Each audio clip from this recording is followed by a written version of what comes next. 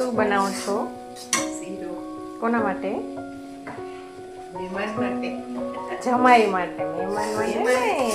જમાય. હા વળી તો બહુ વાલા જમાઈ. પણ તમે જાઓ તે તો પછી મોડું થઈ જાય ક્યારે રસોઈ કરું. ભૂખ લાગે મોડું થાય વાંધો નહીં.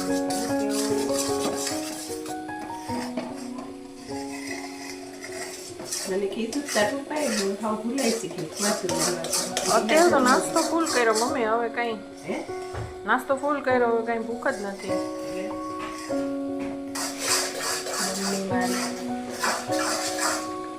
મમ્મી આય તો આમ લાગી સૌ જા એ ફ્લેશ ચાલુ છે એટલે